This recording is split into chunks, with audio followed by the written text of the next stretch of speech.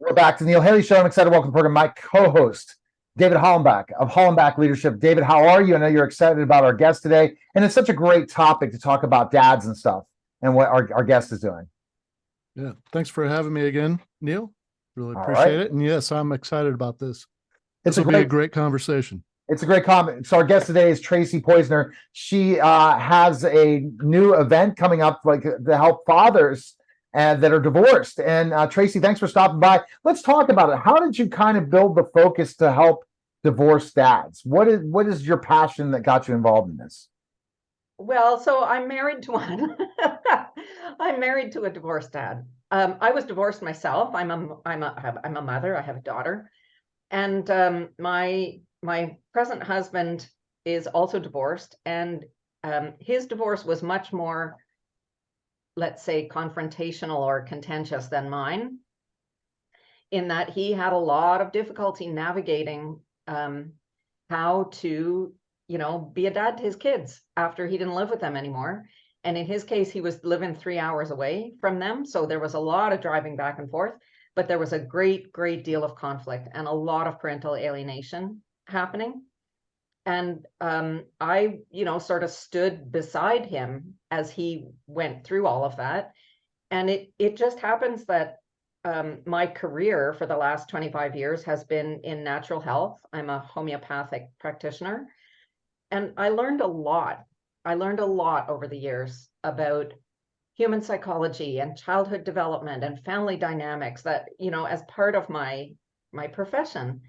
And I used all of that in helping us to navigate what was going on, how to help him, how to help his kids, how to help the family as a whole. And at a certain point, I thought, what do people do who don't have the background that I have? Like, what do people do who don't know all of this stuff? And at a certain moment, I decided to reach out and start helping the stepmoms, like women who were in my position of being married to someone who was having his kids part of the time or potentially none of the time, having an ex-wife in the picture who was really, interfering with the natural relationship that he was trying to have with his kids. I started out with the stepmoms, and after a couple of years of, Facebook group, podcast, coaching, I started realizing that a lot of the problems that I was trying to help women with really belonged to their husband, their partner, their boyfriend. And that he was the one who needed help sorting out, how to do parenting, fatherhood, discipline, how to deal with his ex from a position of power, all of that stuff that was so interfering with her life, with the the new wife or the new girlfriend's life, and with the relationship. They were things that he really needed to figure out. So I decided to branch out, and my stepmom business was called Essential Stepmom, and I made a branch of it called Undeletable Dad.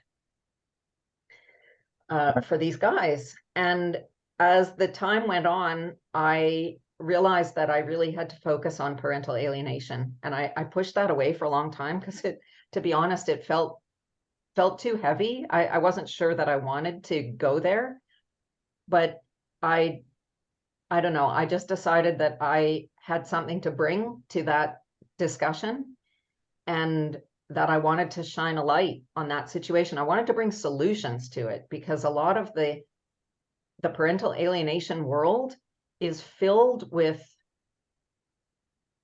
I want to say, complaining without minimizing. Like, they have a lot to complain about, these people.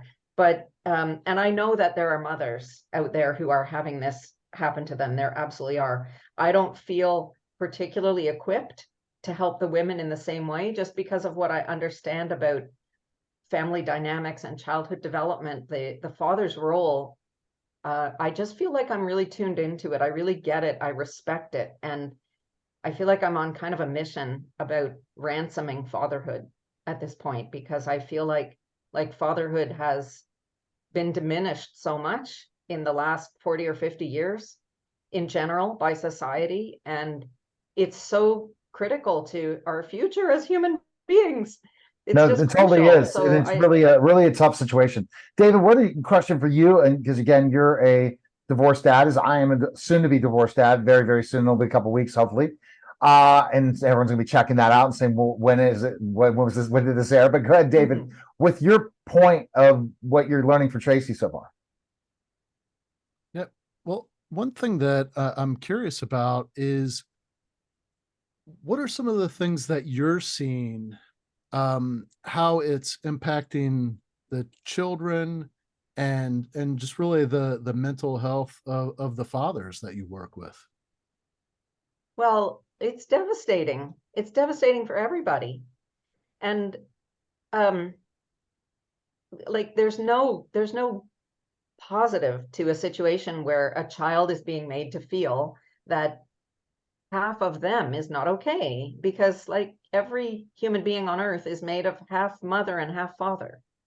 And if you're going to feel whole as a person, you have to be okay with both those sides of yourself. You have to.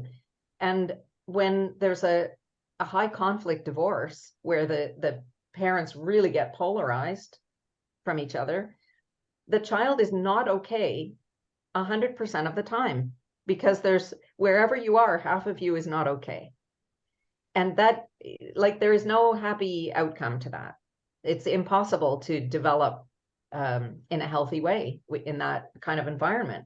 So my position is that even where this is happening, even where there's heavy alienation happening from one parent, and in my line of work, that one parent will be the mother by definition, even though, as I said, I totally understand that this happens in the other direction, but my focus is working with the dads.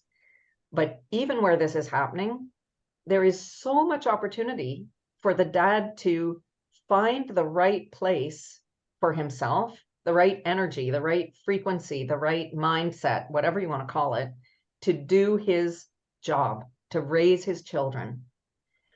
And, guys give up because they Yeah. think that they need to be in a certain amount of contact, or they have to have 50-50, or it has to be all perfect, or their kids have to be giving them positive feedback in order for them to feel that they can continue contributing. They don't know how to cope when the kids are pushing back and saying, I don't like you, I don't want to see you, I don't want to talk to you. They need help to tweak their mindset to where they can stand in their boots and do it anyway. And the hardest part is when a divorce happens where the father leaves because of situations or circumstances, and there is anger, there is people that are hurt by it, and that process leads to frustration. But the kids are the ones that ultimately are getting hurt the most. So it's up to for the mom Absolutely. and the dad to understand that in the process, to understand just because I want specific things, I should look at what's best for my children. And that's a situation we all make mistakes when life happens. So how do you coach dads to build back a relationship with their children? Because that's the most important thing. Yeah, well, there is definitely a process that I've identified, and a lot of it has to do with understanding that the kind of before I talk about that, we have to look at what happens when you're talking about, like, people get hurt and the kids are getting hurt most of all. Kids are not hurt by the the physical reality of their parents living in two places. They're hurt by the rift in the parenting unit that represents all their security in the world, right? So where one of the parents is saying to a child, your other parent is not safe, or your other parent doesn't love you, or your other parent they don't get you, they don't understand you, they don't see you, they're not paying attention to you. That's where the hurt comes, because kids trust their parents to tell them the truth. And this is a kind of gaslighting where you are creating an alternative reality, and then sometimes even manufacturing proof that these things are true, right? So that's where the hurt comes in. And it's not possible to undo that kind of brainwashing with logic, because it's not happening on the level of logic. It's happening like deep in the emotional center of the brain. So my approach is to use let's say, behavior and things other than just talking, trying to talk it out, trying to tell them the truth, trying to make them understand. Like, those things don't work. They just don't. But showing very specific things that reanimate their faith in you and their trust in you, and reanimate their ability to receive love from you, those things work. So I look at, I mean, I have a whole huge range of ways that I encourage dads to sort of assert their credibility, to be reliable, to be, you know, to engage with routine and with ritual things, right? That create a kind of rhythm in the child's life. And rhythm is something very soothing and secure that kids can lock into. So being someone who always does what you say you're going to do. I mean, there's a difficult part of that has to do with discipline, and we look at that. But there's also the positive part of creating opportunities where you can show that you do what you say you're going to do. And that literally can be something as simple as saying, after dinner, we're going to go for a bike ride. And then after dinner, you go for a bike ride. You know, you get used to announcing things that you're going to do, so that when they happen, it becomes a little check mark in the kid's brain. Like, dad said this was going to happen, and then it happened. When you go to bed, you say, tomorrow we're going to X, Y, and Z. And then tomorrow those things happen. And little by little, you start to become somebody who's the embodiment of, like, yeah, that's what he said was going to happen. And it does happen. My dad tells me things that are true. My dad does what he says he's going to do. That's just a little, you know, a very surface level of that. How do you coach your clients to deal with, you know, their ex-wife speaking negatively about the father to the children? How do you coach the father to overcome that? I want to say there are things that you can do, and there are things that you can't do. And like, one of the important things is to let go of the idea that it matters. Because if she's going to do it, you can't stop her from doing it. You have to maybe ramp up. Like, it's good if you know what she's saying about you, because then you can choose the actions that are going to antidote that belief. You get to show that that's not who you are, right? But I mean, I have clients with kids in therapy where, you know, and everybody, like, every divorced dad who's being alienated is going to be nodding in agreement. Like, the therapist is saying, give me an example of why you don't like your dad. Tell me one thing that happened that you don't, and they never can say something, or else there's one, like, incredibly little thing that happened once, like my dad forgot my water bottle for school or something. And that is blown up into this kind of thing that this is called the unforgivable event in the parental alienation world, right? It's a really common thing that one little thing is made out to be sort of the permanent stain on your character that can never be erased. And you have to know that this is a feature of the landscape of being a divorced parent. And you can say things like, I'm sorry that your mom thinks that about me. Mm-hmm. I know that your mom is angry at you, but, like, you and I don't have to be angry at each other. We can still have a good time when we're here together. You can also use, I'm a huge proponent of using the co-parenting apps that exist. I'm talking like Family Wizard, Talking Parents, those apps which are like tailor-made for having these kind of conversations with your ex, because they are court-ready documents. They're not like phone calls where you say, you know, I told her when I went to pick up the kids that I don't like it, that she says things about me, and then she said blah, blah, blah. Like, Right. That's hearsay, right? There's no court that wants to entertain that. But No. if you can have these conversations within this kind of recorded, these apps, for anybody who doesn't know, you just go and look them up, but it's like a messaging service, but all the communications are time stamped and they can't be altered, and they are accepted, as evidence in court.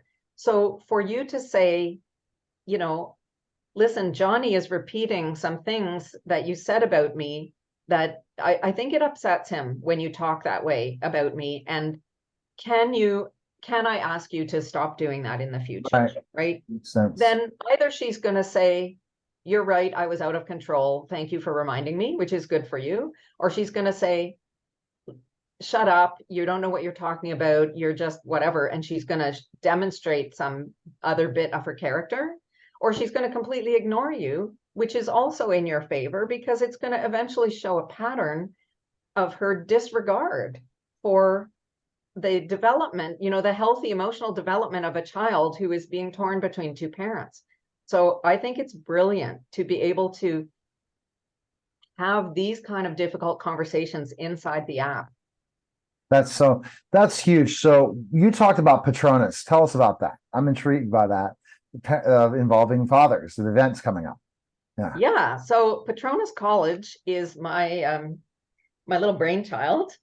I decided that I wanted to be able to teach to teach this kind of transformational parenting to alienated fathers in some kind of lighter format, and not to make light of the situation, but it's already so heavy that it needed some kind of levity. And so, like, this is the Harry Potter world, right, of magic. And magic is really important here because magic is a real thing. Magic is whatever is not logical.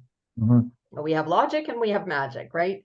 And nothing about this situation is logical. What's happening to you as an alienated father, it's not logical. You're not going to fix it with logic. You are not going to fix it by going to court. You can get full custody of your kids who come to your house and don't want to be there, and you're back at square one, right? As long as the kids have any kind of contact with their mother, she can continue complaining about you and gaslighting them and whatever, right? You cannot fix this problem with logic. So the world of magic, for me, is really, it's a really important piece to fixing this kind of problem.